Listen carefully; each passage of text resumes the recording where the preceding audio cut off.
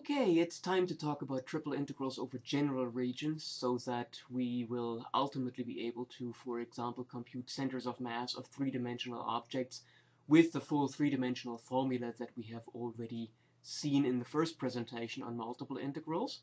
And the key to setting up these triple integrals typically is visualization. Now, I've looked at quite a few calculus books, and authors do their best to try to classify the various kinds of regions over which we can set up integrals, but the plain and simple truth is we can set up triple integrals over any realistic looking region, and so rather than trying to give these regions names like regions of type 1, regions of type 2, and so on, I'm going to here talk about two methods which I took the liberty of calling the sandwich method and the axis method.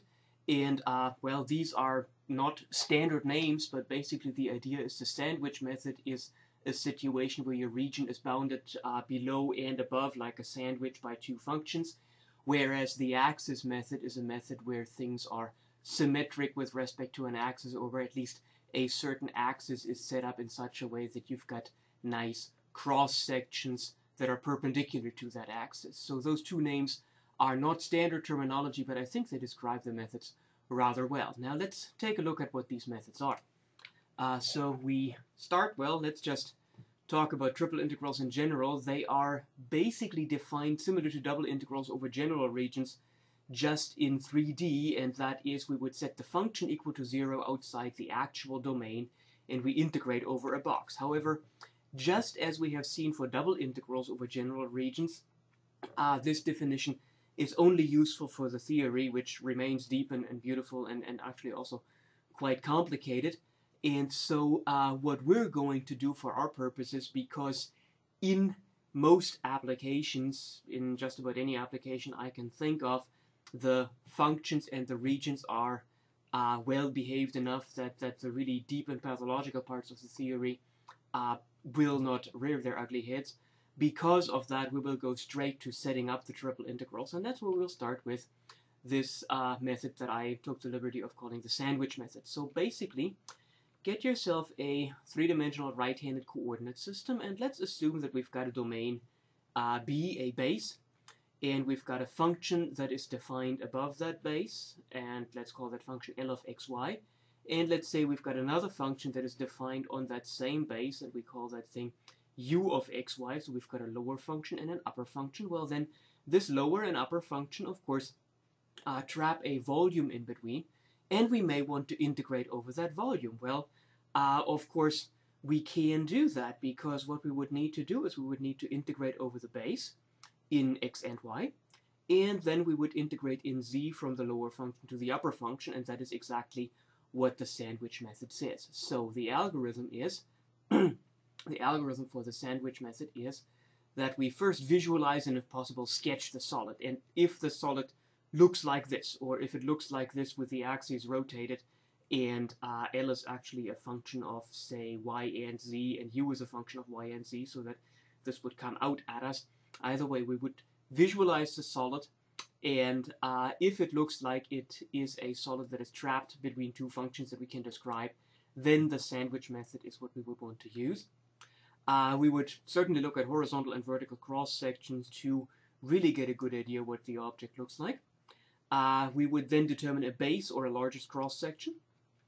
We would set up the double integral over this base, which would in this case of course just be a rectangle, but or a square even, but it could be more complicated, could be circles, could be ellipses, all sorts of other things.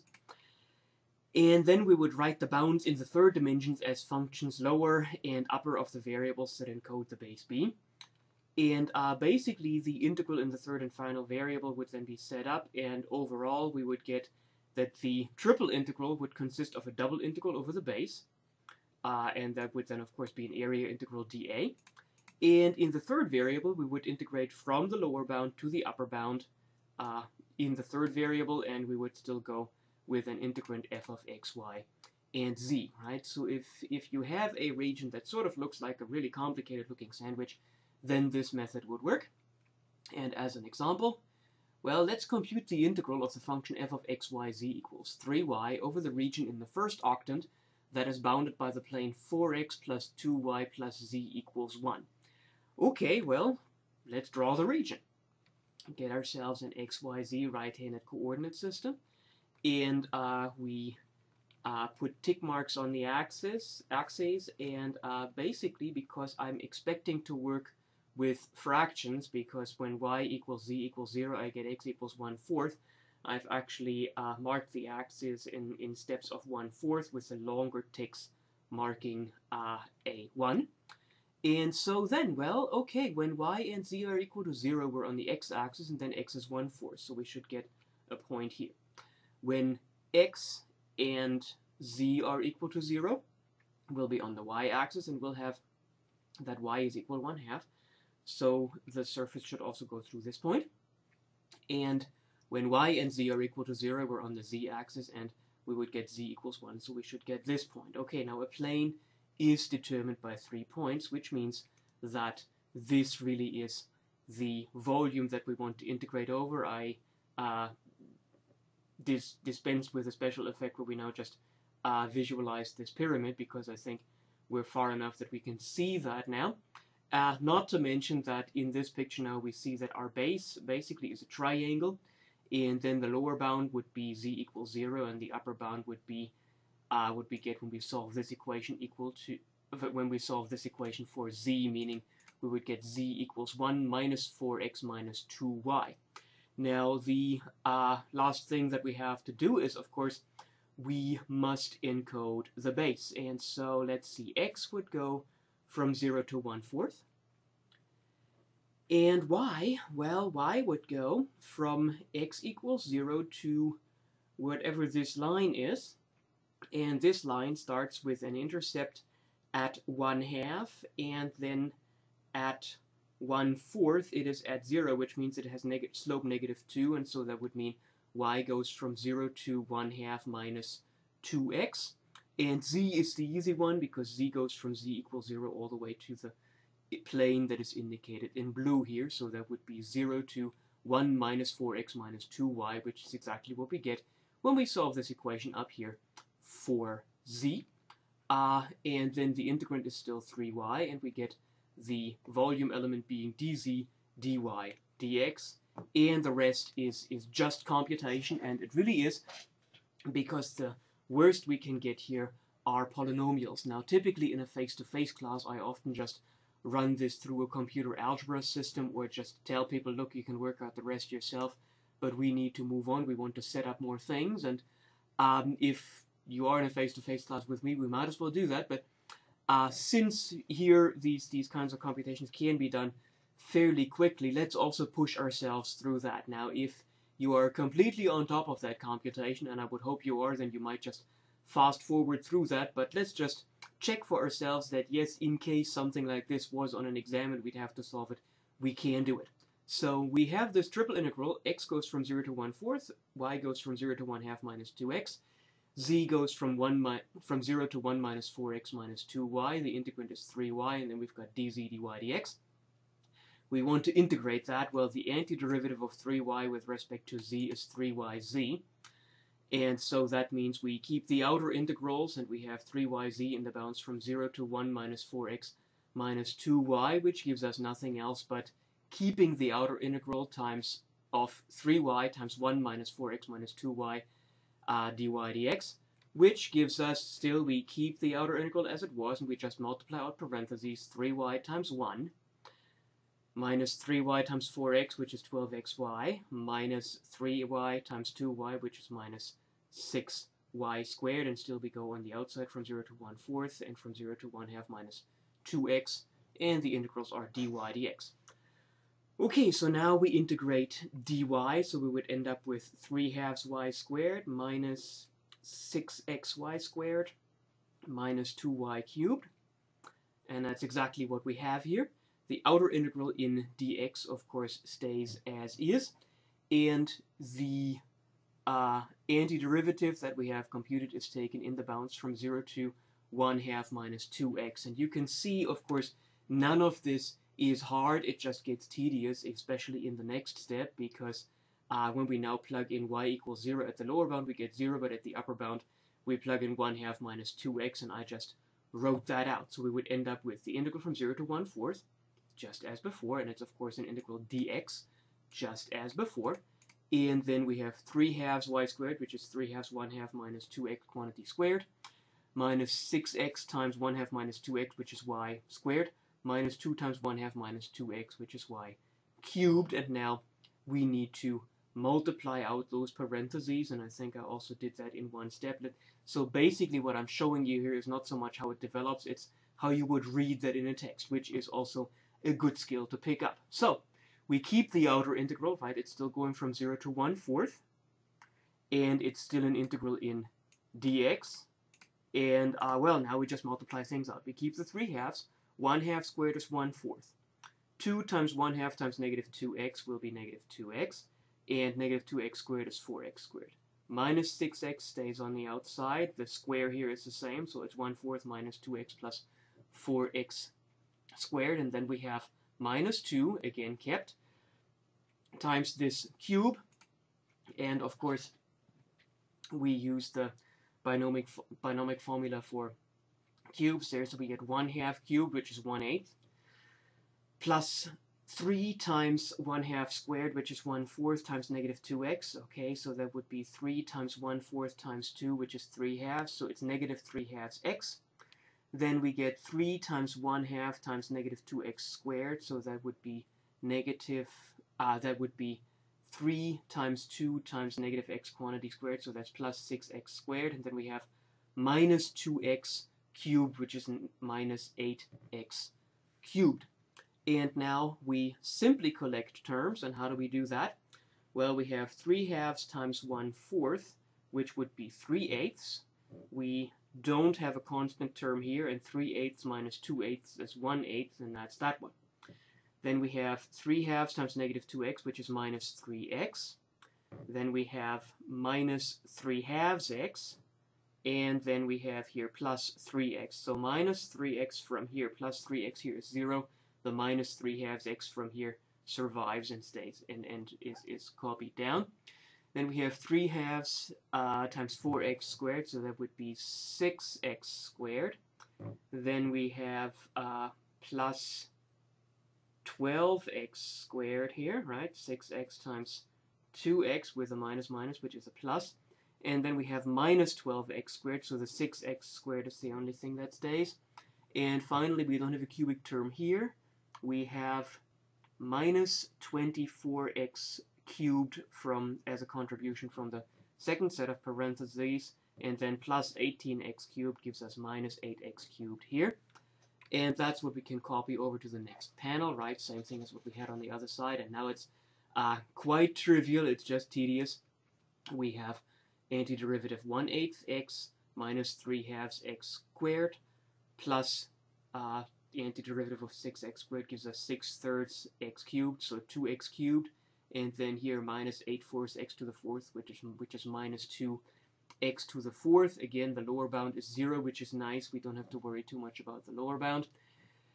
And then we get 1/8 times 1/4 is 1/32. Then we have 3/4 times 1/16. That would be 3/64. Of course, 4 times 16 is 64.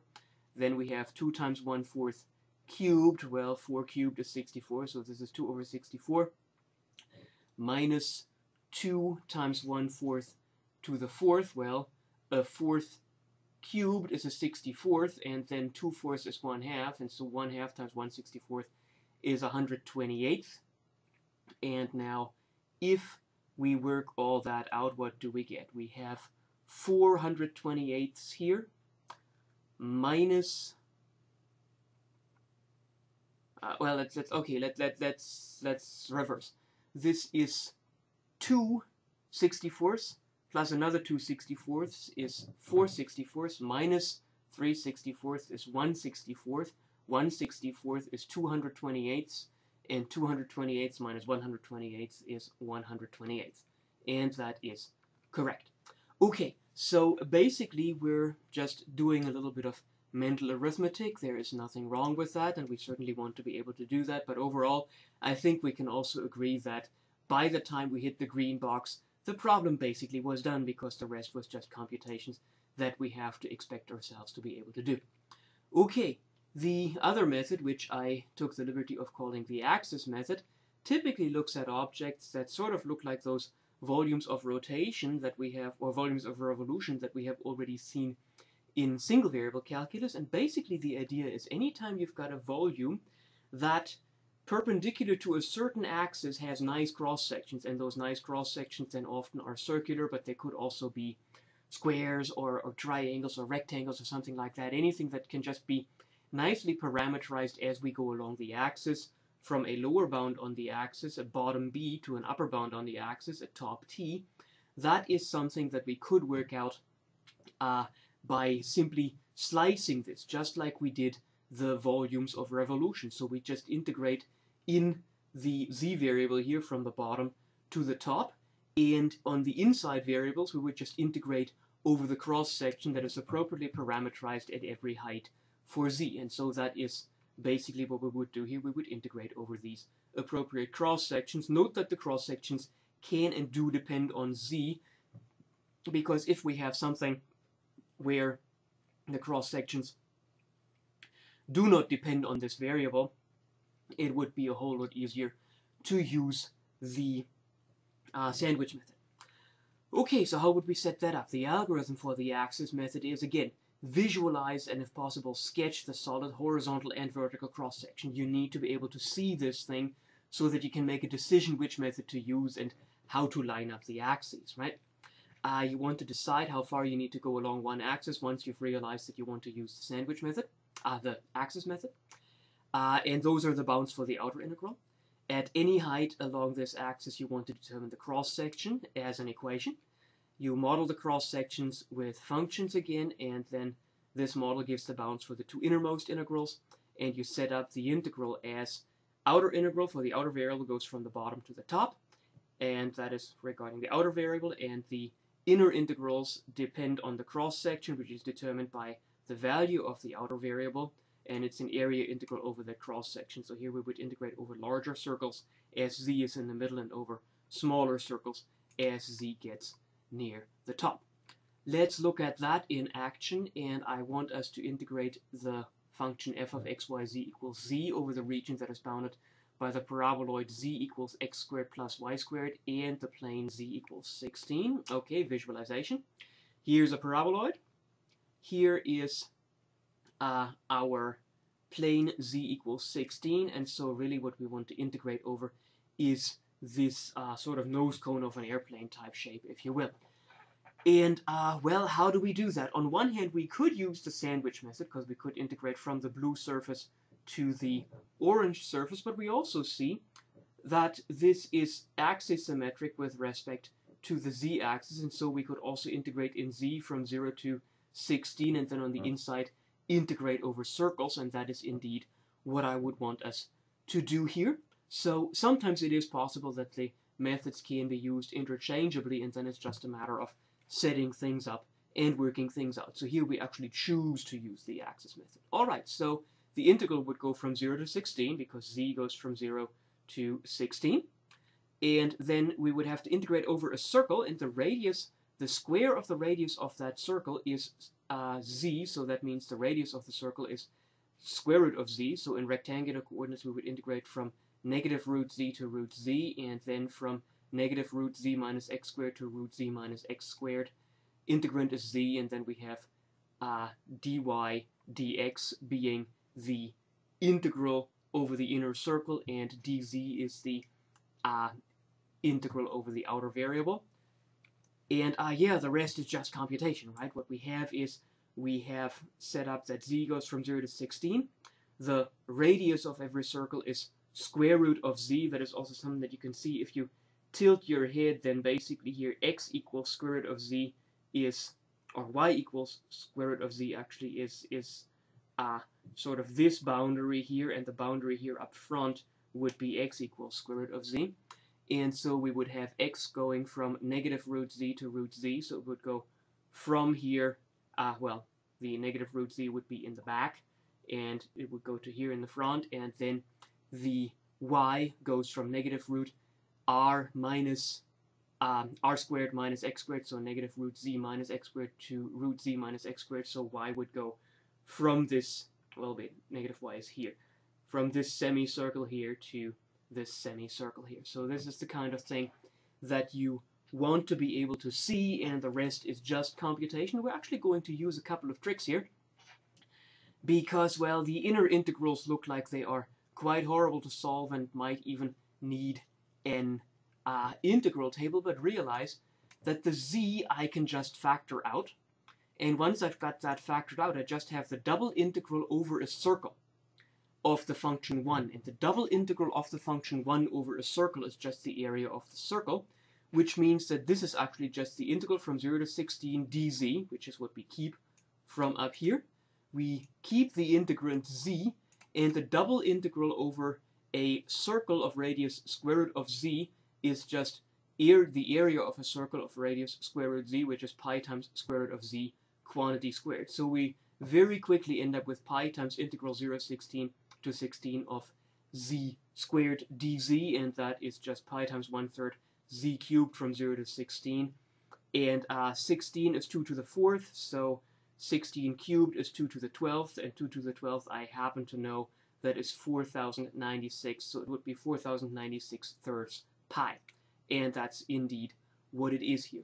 So again, the reminder, when you know what an integral means, you may be able to use geometry to solve the integral fairly quickly, or you may be able to use the geometry to transform the integral, as we're going to see when we look at triple integrals in cylindrical and spherical coordinate systems, which in the cylindrical and spherical coordinate system, singular, which is a presentation that comes after this one. Either way, you always want to be able to see what these things look like and then meaningfully do the computations, even though, as we have seen in our first example, sometimes there's really nothing left to do but to compute all the integrals.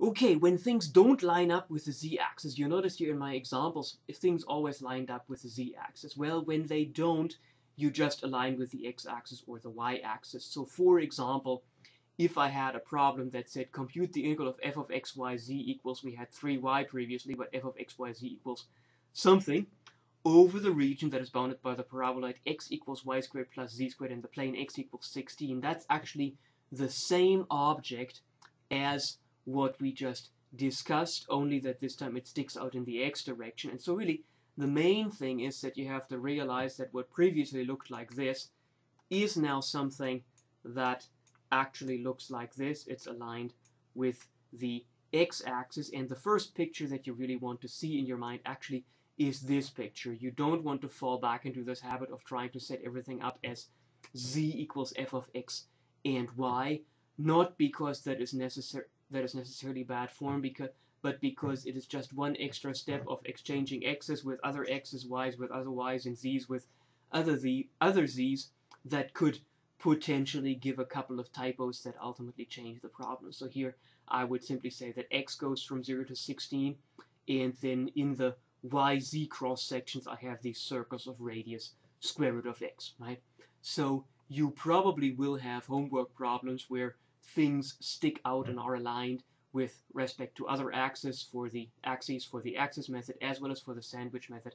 It's the same story, you just use the variables a little bit differently, and the best way to learn that is really by doing it. I could show you a couple here and it wouldn't really do that much or that much more than what we have just done here. Okay, so basically the idea really is that you need to rotate your visualization, and that, yeah, that's another one that just sounds so easy, right? It's basically what I'm telling you is to do what I've just shown you in those pictures. We will see an unconventional set of axes in the next example on switching the orders of integration. We're going to look at z versus x, which is something that we haven't done that often. Okay, so when we have triple integrals, sometimes we also need to switch the order of integration. And the one thing that I can recommend to remember for the order of integration and switching the order of integration is when you have to change the order of integration in a triple integral, I would always recommend to switch adjacent integrals pairwise, unless, of course, you can draw the whole thing and then create the integral from scratch. Which is something that in this example I did not do, because quite honestly, yeah, even though I've set up this problem and edited this problem and drawn all the pictures and all that, so I've really messed with this quite a bit, right? Because as I sometimes tell you, it takes quite a while to set up these slides. Don't throw me a pity party. It just is that way. I ought to be very, very familiar with this thing. I don't know what it looks like. And again, that may be again the power of calculus, that ultimately, when you want to do something, it can be reduced to calculations. And here, then switching the order of integration in triple integrals is certainly a beautiful connection between visualization as well as sophisticated computation. And so what can we see here? Well, we can see certainly that I cannot solve the dz integral right away, because e to the z to the fifth without anything to substitute here is not an integral that I would want to deal with. And so I need to switch the order of integration a little bit, and certainly switching z and x right away, yeah, that doesn't feel too good, because I have variable bounds here either way. Now sometimes you just have to bite the bullet and do that, but if you can avoid it, then you certainly should. And so here what I'm going to do is I'm going to switch the order of integration between x and y first. And so that would mean I have to look at x versus y. And if I look at x versus y, I realize x goes from 0 to 4. Wait. Y goes from 0 to 4, and x goes from y to 4. Okay, so y goes up here, and then x goes from y to 4. But either way, I will need the function y equals x, which is the diagonal. And now I realize, right, with my arrows that I always draw, x goes from y to 4. And I don't really need to know whether this is 4 or something else, because after all, this is the diagonal. And so that means here, with these arrows now, I know that I actually am supposed to integrate over this triangle here, and there are two ways to do that. I can, on one hand, go with x from y to 4, or I can go with y from 0 to x, and that would be the other set of arrows that I could put in there. And so that means this could be changed into a dz dy dx integral, where x goes from 0 to 4 and y goes from 0 to x. And that is indeed what we have here. And so x goes from 0 to 4, y goes from 0 to x. The inner integral is left alone. But now you can see here, now the two inner integrals have bounds that only depend on x, and specifically the z bounds don't depend on y, which means these two I can switch because x is a constant for both. So this is now the same as the integral from 0 to 4 outer integral dx, and then the inner integral switched, so integral square root of x to 2 dz and integral 0 to x dy. And this is now very nice computationally, because e to the z to the fifth does not depend on y, which means this inner integral now can be solved. We are left with integral 0 to 4 dx from up here, integral square root of x to 2 dz from here, and the inner integral is just e to the z to the fifth times x. Now I still have an integral dz here, right, and I still can't solve that nicely, but now I just have a double integral, and I should be able to switch the order of integration there also. Let's see, x goes from 0 to 4, and z goes from square root of x to 2. Okay, so I now set up an x versus z coordinate system. That's the kind of thing that you then often have to do here. You set up x versus z, you set up y versus z, you set up z versus x, and so on. So sometimes you might even have the z on the horizontal axis. Just you need some visualization that allows you to figure out what this thing looks like. Well, okay, so x goes from 0 to 4, and z is at most 2, so I get 1, 2, 3, 4, and 5 here also on the x-axis, 1 and 2 on the z-axis. Z equals square root of x, that's the function that bounds everything, right? And we're only interested in that for x equals 0 to 4, so we're only interested in this red region here. And now z goes from root x to 2, so it traces out this region, which means our region of integration is this thing here. And this thing can be traversed bottom to top. It can also be traversed left to right. And so that would mean that z goes from 0 to 2, and x goes from 0 to z squared, right? Because z equals root x is the same as x equals z squared. Okay, so that means that we get integral from 0 to 2 dx, integral from 0 to z squared, integral 0 to 2 dz, integral 0 to z squared dx, e to the z to the fifth times x, and now of course e to the z to the fifth does not depend on x, so I end up with integral 0 to 2 e to the z to the fifth 1/2 x squared, which is the antiderivative of x, of course, in the bounds x equals 0 and x equals z squared, which gives us 1/2 e to the z to the fifth x to the z to the fourth. And so that's 1/2 integral 0 to 2 e to the z to the fifth z to the fourth dz. And now we can do the substitution that we really want to do, which is u equals z to the fifth, which gives us an antiderivative. Keep the factor 1/2. The antiderivative is 1/5 e to the z to the fifth in the bounds 0 and 2, which ends up giving us 1/10, 1/2 times 1/5, e to the 32, which is 2 to the fifth, minus e to the 0th, which is 1, and that is the whole solution. Okay, now you can certainly see here this integral is rigged so that it does work out, and that's the typical kind of thing that you'll find in a homework problem. The other thing that could happen is that people sometimes want you to really just write this integral in all the 6 possible ways in which the integral can be written, and like I said, always switch them pairwise until you have all the possible ways to write things up, if that is something that is requested of you in a homework. Finally, let's look at a real-life application. I want us to compute the center of mass of the object bounded below by the cone z equals square root of x squared plus y squared, and above by the plane z equals 2. All right, now a cone has straight boundaries, right? And then z equals 2 just puts a top on the whole thing. So this is literally the shape of a spinning top from a child's game that you may have seen before, where people have a little whip and the spinning top and can just make this thing keep spinning. And we want to know the center of mass for this object. But as I also typically preach, that let's look at the meaning of these things. Now, we are given the object, we are not given a density function, which basically means that the density should be assumed to be a constant number rho.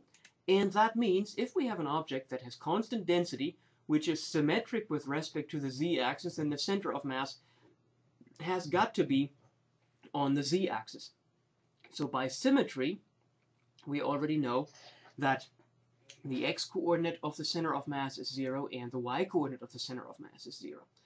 The other thing, even though we ultimately will still have to set up the integral, the other thing that we know is from geometry, we can figure out the volume of this object, and of course the mass is going to be density times volume.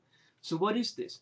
This is a cone, and a cone, of course, or a spinning top, is an upside-down pyramid, and we know the volume of a pyramid is 1/3 base times height, so it would be 1/3 area of the base. Well, the base is a circle of radius 2, so that would be pi times 2 squared times the height, which is 2, so that would be 8/3 pi here as the volume, and that means that the mass is just volume times density, so it's 8/3 pi times rho. Well, we still need to figure out the center of mass, and we know the equation for the center of mass. It's 1/m times the triple integral over the region of the vector x, y, z, rho dv, where, of course, we would work these triple integrals out component-wise. And the rest is just computation. We don't need to worry about the integral for xc and yc. What we do have to still figure out is zc, and for that we have to figure out what the triple integral over this cone is. Well, what can we do here? We can let, and because this is axisymmetric, again, it seems natural to use the axis method. We could let z go from 0 to 2, and then in x and y we just integrate over the circular cross-section, which now has radius z. And so that is exactly what we're doing here. Zc is 1/m times the integral from 0 to 2, because z goes from 0 to 2, times the integral from negative z to z, because the radius of the cross-section at height z is z, times, or integral negative root z squared minus x squared to root z squared minus x squared, that's the circle, of 0, which is the integrand, and then I have dy dx dz, so the integral in dy dx, the horizontal cross-section, are these circles of radius z. Again, the nice thing here is that z and rho can be pulled out. Rho can be pulled out all the way. Z can be pulled out of the first two integrals, so we end up with rho over m integral 0 to 2 z, and then here we have a double integral over a circle of radius z, which is of course just pi z squared, which means we get rho over m integral 0 to 2 z pi z squared dz, which is pi z cubed, of course, so this is then pi rho over m, because we can take the pi out, integral 0 to 2 z cubed dz, which gives us pi rho over m 1/4 z to the 4th, pi rho over m 1/4 z to the 4th, from 0 to 2. 2 squared is 4, cancels with a 1/4, so we keep a 4 here, so we end up with 4 pi rho over m, and now we remember the mass. Well, the mass was 8 pi rho over 3, and so we have 4 pi rho times 3 over 8 pi rho. Pi cancels, rho cancels, that is reasonable because the center of mass should not depend on the constant density itself. And then the 4 cancels with the 8, so we end up with a center of mass that is 3/2, and that does make sense because certainly we have more mass near the top than near the bottom, which means that the z-coordinate of the center of mass should be closer to 2 than it is to 0, and that is certainly what has happened here. So again, a physical sanity check also that this is at least a reasonable answer. Finally, let's take a look at some theorems that are actually similar to theorems that we have seen for double integrals, and that is if you've got a three-dimensional region over which we can integrate, well then the volume of that three-dimensional region is just the triple integral of the function 1 over the region E dv.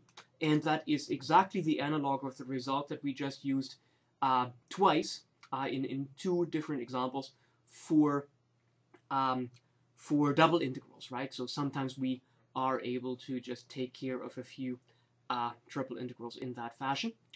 Then again, if you've got two functions f and g that can be integrated over the region E, and f is less than or equal than g at every point in E, well then the triple integral of f should also be less than or equal than the triple integral of g. That is basically if you've got two different densities for the same shape and one density is always less than or equal than the other density, well then the mass with the smaller density should be less than or equal than the mass with the higher density, right? And finally, if a function can be integrated over the region E and is bounded below by a number m, lowercase m, and above by a number uppercase m, well then m times the volume, lowercase m times the volume should be less than or equal than the triple integral, which in turn should be less than or equal than uppercase m times the volume. The proof for that one is exactly the same proof as what we did for functions of two variables, and so we're not going to repeat that because basically it's the same slide, only with double integrals replaced by triple integrals. Okay, that's it for triple integrals. I hope, despite the fact that now we're looking at pretty sophisticated visualizations and lengthy computations, you can agree with me here.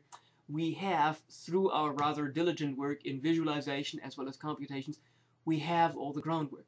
The only thing that is left to do is to practice, and yeah, practice is your business. So take care of some really nice or nasty triple integrals. Make sure that you can work your way through these things, and I'll see you in the next presentation. Thank you.